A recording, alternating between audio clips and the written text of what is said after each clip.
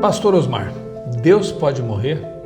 E morrer numa cruz, um instrumento de tortura destinado para malfeitores, isso não é loucura? Alguém disse que o Todo-Poderoso pode fazer qualquer coisa, até morrer, se Ele quiser. E Ele quis. É o tema de hoje, não saia daí, nos acompanhe. Olá amigos, muito bem-vindos a mais um episódio do Presente 7, seu canal de estudo aprofundado da Bíblia, através da lição da Escola Sabatina. Se você ainda não é inscrito em nosso canal, faça isso agora. Você pode se inscrever no canal da Igreja das Mangueiras, você pode se inscrever no canal da Igreja de Quadra, ou você pode se inscrever no canal Outra Leitura de nosso amigo Michelson Borges. Pastor Michelson Borges, Presente 7. Presente 7, Pastor Osmar. Tem que ser, né? É uma bênção poder Estudar todo dia a lição, né? Sabatina, que maravilha. É um maná, né? É isso aí, alimenta. Todo dia, a cada manhã, né? A gente sai para colher, que coisa maravilhosa, né? E tem muita gente sendo beneficiada por esse estudo, sabe? A gente fala, grava assim um material e a gente não imagina aonde esse material pode chegar. Eu tenho alguns exemplos aqui de pessoas que estão conectadas, estão sempre mandando um abraço e eu vou retribuir aqui, ó. Daqui da Igreja das Mangueiras, onde somos membros aqui, né? Eu, pastor Michelson, o Claudinei Duarte, um abraço, ele disse que está sempre conosco aqui assistindo. Lá de Taubaté, São Paulo, está a Maria lá de Taubaté está aqui conosco, conectado também. Tem alguém aqui, a Balbina Pires da Silva, está conosco lá do Rio Bonito do Iguaçu, Paraná, ó. O esposo dela também se chama Borges, José Borges. Mais olha um, aí, hein, pastor? Mais um Borges para a coleção. Ele nasceu no Rio Grande do Sul, deve ser seu parente aí, ó, né? E em Iraí, mas os pais dele nasceram em Santa Catarina, ó. Aumentou a chance de ser parente, né? Meu está mais distante, seu está mais perto. Assistindo de Rondônia, no sítio LH 202, do Vale do Paraíso, está a Edneia Becker. E também assistindo de Belém do Pará, está a Ira Castro. E tem alguém aqui, ó. Boa noite, pastores Borges. Está assistindo o Steven Delgado, está assistindo de Cabo Verde, Ilha de São Vicente.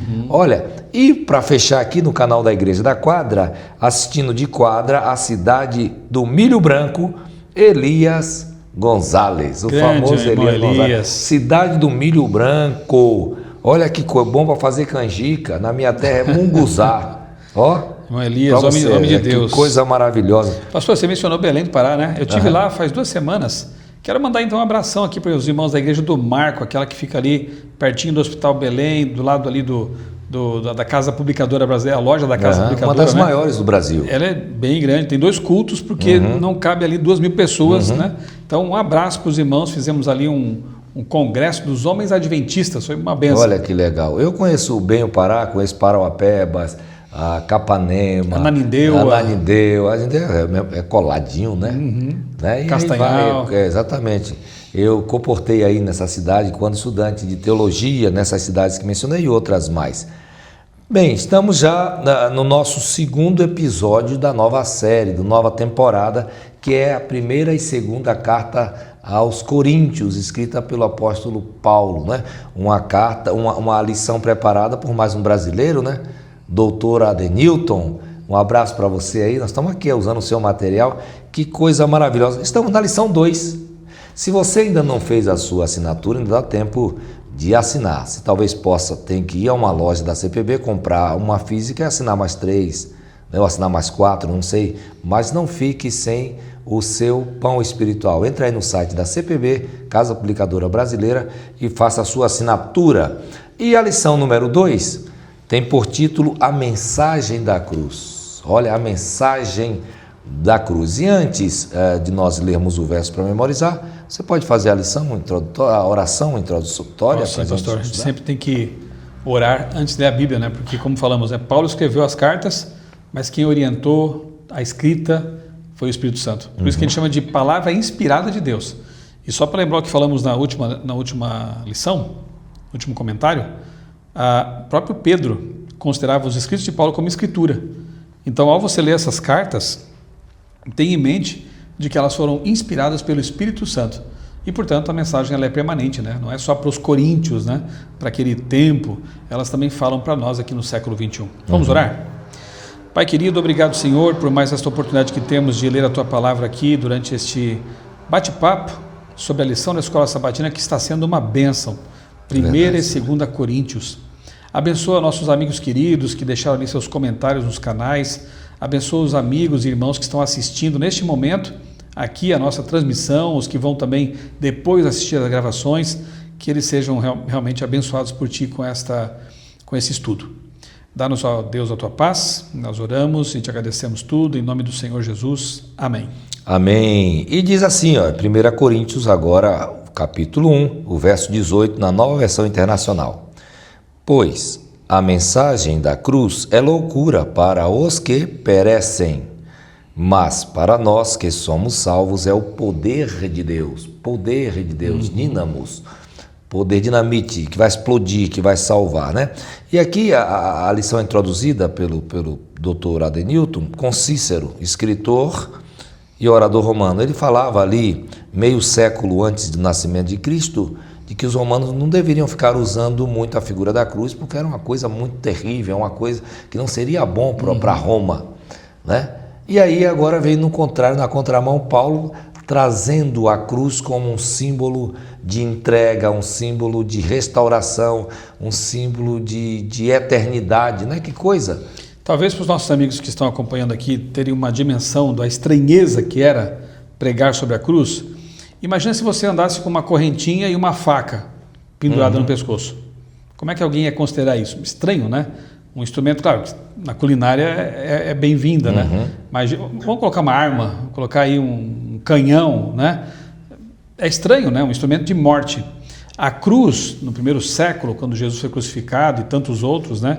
Era um instrumento de morte, de pena de morte, das mais terríveis, destinada a bandidos, a ladrões, a agitadores, né? Aos piores criminosos. Então, realmente, pregar a cruz como algo poderoso, como a salvação, como a solução para a humanidade, era uma coisa muito estranha. Hoje, ela se transformou, foi quase que ressignificada, digamos assim, né? Ela passa a ser amuleto, alguns usam como, né, correntinha, como eu disse, a cruz está ali, pinturas, tatuagens, enfim, né? Ela assumiu um significado associado com Cristo, com salvação, com algo bom. Mas quando Paulo escrevia isso, não era assim. E o desenho da semana, olha só, a ilustração feita pelo Tiago Lobo, né? É bastante clara, autoexplicativa, né? No alto da montanha está um farol, só que no lugar da lâmpada está a cruz. A cruz iluminando e atraindo pessoas. Você percebe que quem entendeu a mensagem está caminhando em direção à cruz. Quem percebeu que a cruz é instrumento de salvação, porque Jesus morreu nela, está caminhando em direção ao farol, está tendo a vida iluminada. Essa é a ideia, pelo menos a minha interpretação, né? Cada um vai ter a sua. Cada um vai ter a sua, e o interessante é que você, quando está na sua unidade de ação, na sua classe, Escola Sabatina, começar pela tirinha é um bom exercício, porque você vai ter várias interpretações, né, em cima dessa imagem. Claro, todas elas devem estar de acordo com o assunto da semana, né? Mas aqui está a minha interpretação. E o autor da lição, já na parte do domingo, ele trouxe uma frase, quando fala do Evangelho da Cruz, que para mim é bem marcante. Ele diz aqui: a cruz tem o poder, logo aí no segundo parágrafo, a cruz tem o poder de revelar o pior do ser humano e o melhor de Deus. Por isso que é loucura para os que perecem, mas o poder de Deus para quem crê, para quem é salvo, né? Então a cruz ela vai dividir, E é interessante que essa questão da cruz, antes ela era um estigma para os romanos e para o cristianismo também ficou um estigma durante um tempo, né? Porque você não podia andar com a cruz pendurada também, não por ser um símbolo de martírio, mas um símbolo de aceitação a um novo evangelho de um suposto rei que viria. Então os cristãos adaptaram para utilizar não a cruz, mas utilizar o peixe. Então você pode ter até uma Bíblia aí que tem um peixinho, ou no carro de alguém você já viu um peixe, já viu duas linhas cruzadas, duas meia-luas cruzadas? É porque a palavra peixe em grego é íctis, que é a abreviatura de Jesus Cristo, Filho do Deus vivo. Olha que coisa. Então eles usavam o peixe, até alguns, quando não sabiam quem era crente, que não era, para não serem pegos, então ficava de frente para o outro, passava o pé na areia assim, no chão, faziam a meia-lua, se o outro correspondesse fechando, eles se abraçavam e eram cristãos. Então, o estigma da cruz é loucura por quê? Porque como é que uma pessoa, um Deus, vai tomar uma decisão de se tornar maldição para me salvar? Então, né? Eu vi uma vez um ponto de ônibus, nunca esqueci, pastor, uma frase. Alguém pichou lá, né? Deus não morre. Aí um outro pichou embaixo, se ele não quiser. Exatamente. Não é? Porque Deus pode tudo, né? E de fato, Deus é imortal, mas ele quis morrer, né? O Deus Filho, Jesus Cristo, né? Uma das pessoas da divindade triuna, ele quis morrer para salvar os seres humanos, a humanidade perdida, né? E é interessante que o texto que, eu vou destacar um texto aqui da lição ainda de domingo, que a gente já pode emendar com segunda-feira, porque o tema a mesma temática, né? Exatamente. 1 Coríntios 1,18 diz assim, ó: certamente a palavra da cruz é loucura para os que se perdem, mas para nós que somos salvos, ela é o poder de Deus. E outra coisa, na verdade é o verso principal da lição, né? Eu só li na Bíblia agora aqui, na NA. Só que na parte do domingo a gente vê assim que os cristãos lá de Corinto estavam perdendo tempo com picuinha. Quem te batizou? Quem me batizou? Paulo até fala, não importa isso, né? A cruz é o mais importante. E esse será o tema da lição 3. Né? Lição 3 vai trabalhar sobre isso aí. Mais a fundo, né? Mas o que eu entendo aqui, né, que o foco do Adenilton, né, quando preparou essa lição, é mostrar que, na verdade, a cruz tem que ser o centro da nossa mensagem. E não é de estranhar isso. Na própria Apocalipse 14, que são as 3 mensagens angélicas, né, a mensagem principal a ser dada a este mundo, neste momento, começa com o quê? Tendo um evangelho eterno. Evangelho, cruz, Jesus são sinônimos, né? Então, antes de você falar sobre profecia, sobre besta, sobre lei, sobre estilo de vida, sobre estado do ser humano na morte, tudo isso é importante, mas antes de tudo isso, você tem que apresentar a cruz. Porque não adianta a pessoa não aceitar Cristo como Salvador e aprender o restante. Ela vai ser um perdido bem informada, né? É como Satanás. Satanás sabe muito de Bíblia, mas está perdido. Então, antes de tudo, a pessoa tem que ser levada a Cristo. A mensagem tem que ser cristocêntrica. E, na verdade, todos os temas têm que ser cristocêntricos, né?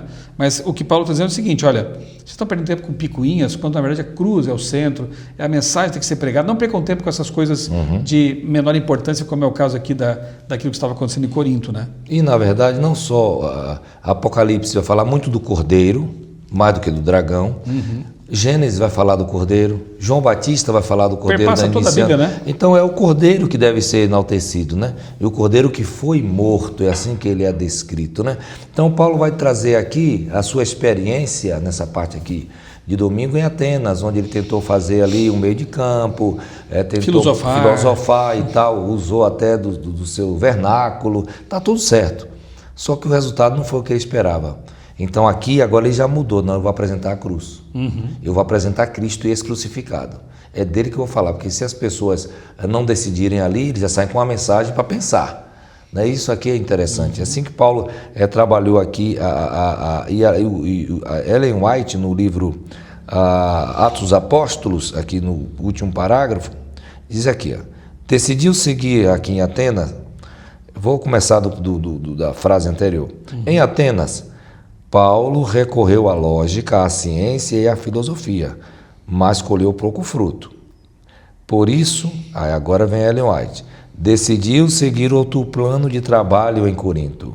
Em seus esforços para atrair a atenção dos despreocupados e indiferentes, decidiu evitar discussões e argumentos elaborados e se propôs a nada saber entre os coríntios, senão a Jesus Cristo e esse crucificado. É isso, né?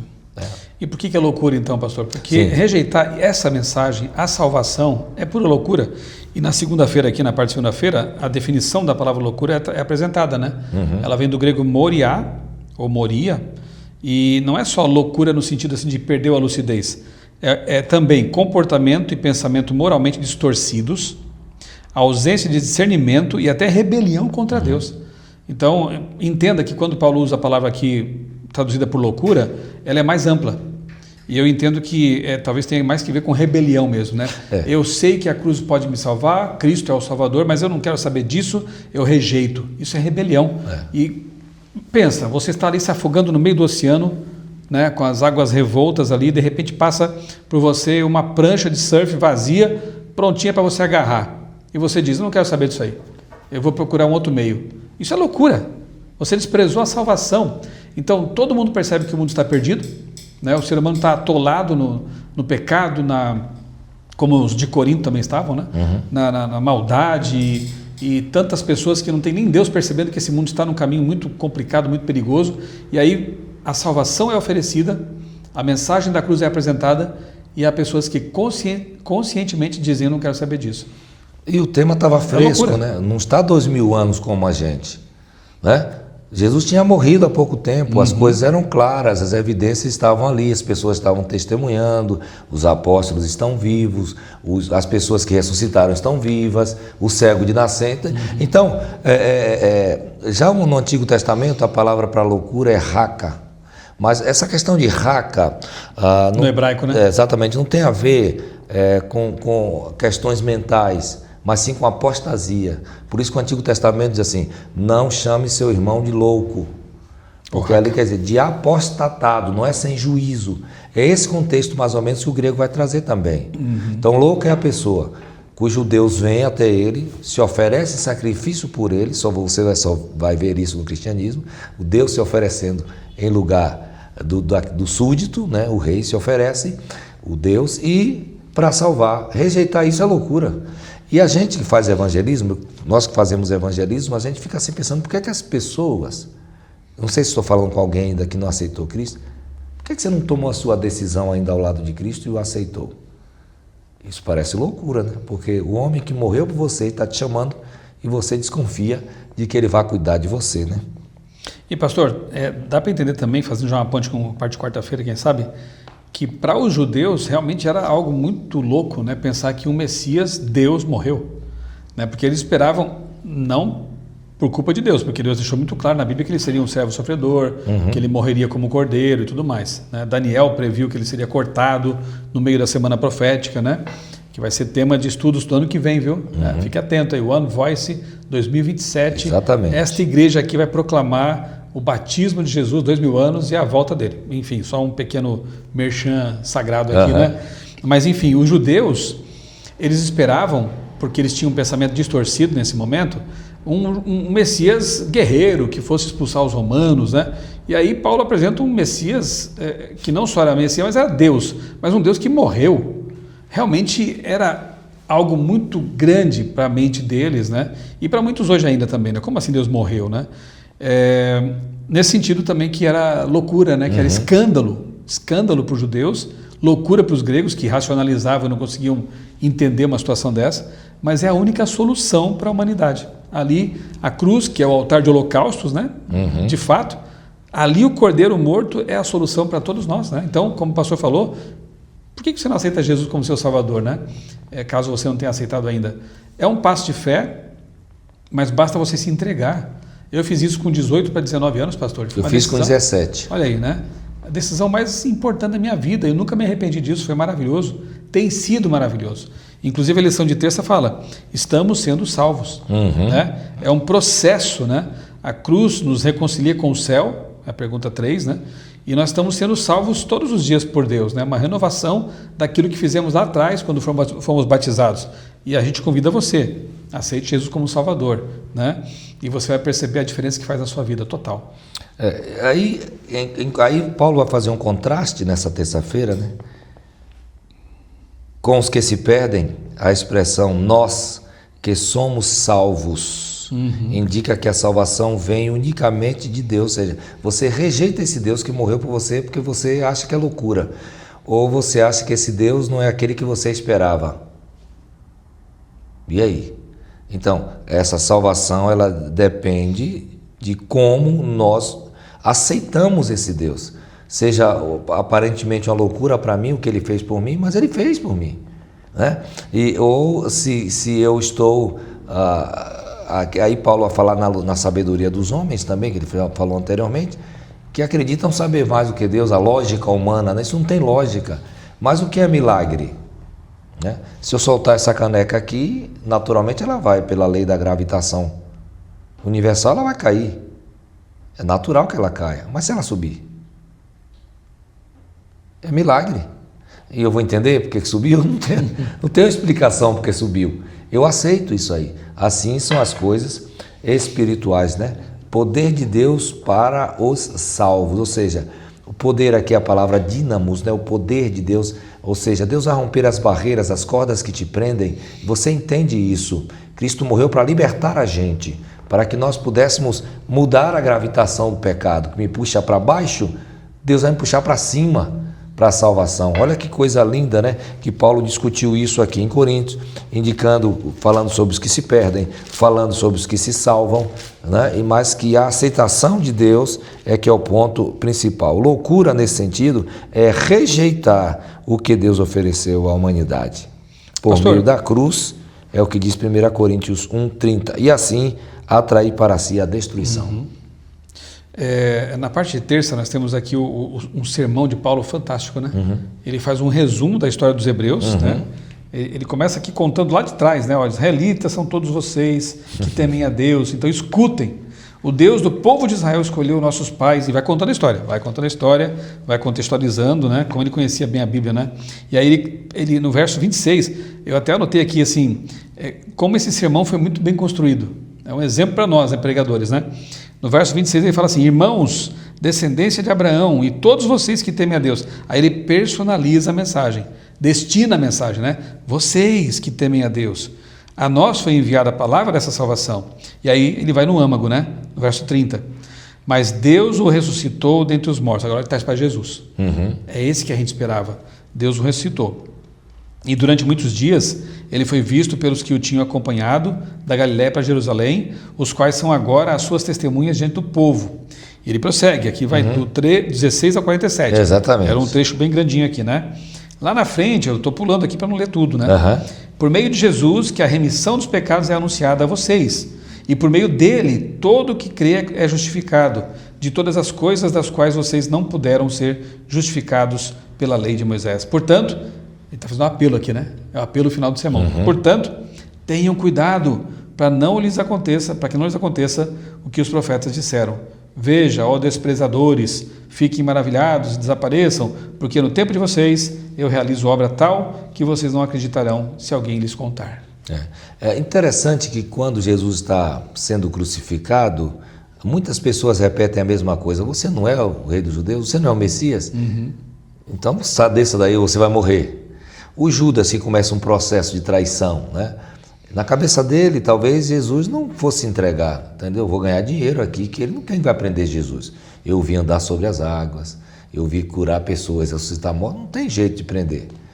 Mas Jesus se entrega, e os fariseus falam isso, o ladrão na cruz fala isso, né? Você é o Messias, porque é inconcebível a ideia de um Messias crucificado, porque na cabeça do judeu, ele veio salvar, não veio morrer, mas salvar de quê? Essa é a pergunta, né? Veio salvar, sim. Sim, mas de quê? Mas não só dos romanos, ou uma situação política, né? Não foi só, como alguns querem, né? Um revolucionário. Ele veio salvar a humanidade dos seus pecados. E todos aqueles que aceitam a salvação em Cristo são perdoados, né? Então, assim, voltando ao sermão de Paulo, ele faz pinta todo esse quadro amplo, né? Para chegar e dizer, vocês são destinatários dessa mensagem. E a cruz, a morte dele foi por vocês. Aí nós vemos aqui a reação, né? Alguns se revoltam, e sempre assim, né? Se revoltaram, não quiseram saber, mas muitos coríntios se converteram e aceitaram essa palavra. Exatamente. Houve essas controvérsias que aconteceram ali, mas a mensagem foi pregada e depois as pessoas passaram a buscar evidências. Eu creio que muitos fizeram como Lucas, que foi pesquisar e entrevistar pessoas e confirmar os fatos. Acontece hoje também, a gente vê uma notícia, a gente vai atrás da confirmação dela, né? Por muitos séculos, diz a lição, a cruz tem sido vista pelos cristãos como um símbolo de fé agora. A coisa mudou, né? Para os cristãos que vivem no século XXI, é difícil imaginar quão absurda parecia na mente das pessoas do primeiro século a ideia de um Deus crucificado. Então a gente não entende porque eles não aceitaram, né? Mas não foi fácil para eles, né? O retrato de um Messias crucificado deixa claro para todo o universo até onde Deus esteve disposto a ir para cumprir o plano da salvação.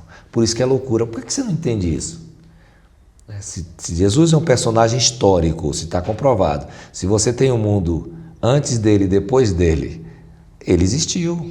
Então não tem para onde correr. Se ele, como figura histórica, está presente em várias literaturas de outros povos, né? Dos romanos, por exemplo, exatamente. Né? De escritores judeus, como Flávio Joséfo, ele existiu, ele marcou a história. Há grandes evidências de que ele morreu e se ressuscitou. Para o muçulmano ele foi profeta, então ele existiu também. Por que não levar a sério? Porque não levar a sério isso. Então Paulo parte da cruz, mas Paulo fala muito de ressurreição. Porque ele não era igual aos outros, ele morreu e ressuscitou. Ele tem um poder sobre a morte, sobre a dor, sobre as dificuldades que nós enfrentamos, né? E aí a última parte aqui da lição vai trazer sua palavra e sua pregação não consistiram em linguagem persuasiva de sabedoria mais, como ele tentou fazer em Atenas, mas em demonstração do Espírito e de poder. Afinal, a sabedoria humana é bem diferente do poder de Deus. Pastor, eu vou te fazer uma pergunta agora. Pode. Na mira da verdade agora, viu? Vá. Quinta-feira. Eu acho que essa pode ser a questão com que a gente pode fechar a lição até. É o verso 25 aqui de 1 Coríntios. Porque a loucura de Deus é mais sábia do que a sabedoria humana, e a fraqueza de Deus é mais forte do que a força humana. Deus é louco, Deus é fraco? Não, porque quando ele começou a pregar o evangelho, as pessoas começaram a dizer que isso era loucura. Então ele pega a informação que vem para ele e devolve. Essa loucura aí é mais sábia do que sua sabedoria, do que sua ciência. E a fraqueza que parece aí é mais forte do que sua força. Porque o que ele fez é um poder que está sendo concedido a você pelos méritos do Filho amado Jesus Cristo que ressuscitou, de você vencer do seu temperamento, de você vencer suas fragilidades e ainda vencer o seu maior inimigo, que é a morte. Você será imortal. É isso que Paulo está trabalhando. Ele vai trabalhar isso em Tessalonicenses, ele vai em 1 Tessalonicenses 4, ele vai trabalhar isso em 1 Coríntios 15, 50 em diante, ele vai falar que a morte foi tragada, né? Esse aspecto, sim, o plano de Deus é muito superior, né? Sem dúvida, os meus pensamentos não são os vossos pensamentos. Exatamente, né? A lição termina justamente com essa ideia, né? Isso não significa que Deus seja fraco ou tolo, é uma forma de expressar o que seu poder e sua sabedoria superam infinitamente tudo que é humano. Mas eu não consigo aceitar e entender um Deus, mas Deus está acima do que você pode entender. Então simplesmente aceite, né? Talvez você tenha idealizado um Deus tão pequenino na sua mente. Deus é muito maior do que tudo isso, então aceite esse plano, esse projeto, o plano da redenção, da salvação que Deus oferece, né? Que lição maravilhosa. Maravilhosa. Um dia uma criança foi surpreendida por um adulto, ambos estavam na praia. A criança estava com aquele kitzinho que os pais compram geralmente para se formar castelo, conchas, aquela pazinha e um balde, não é? Lembra? Você deve ter usado uma dessas. Só que a criança começou a cavar com sua pá um buraco próximo à praia. E depois ele começou a dar várias viagens, ela começou a dar na tentativa de encher o buraco que ela construiu ali, que ela fez. E um homem se aproximou e perguntou: o que é que você está fazendo? Eu vou pegar o mar, disse a criança, e vou colocar aqui dentro desse buraco. É assim Deus, o seu buraco, a sua mente, a sua cabeça não vai comportar. Então, aí entra a fé.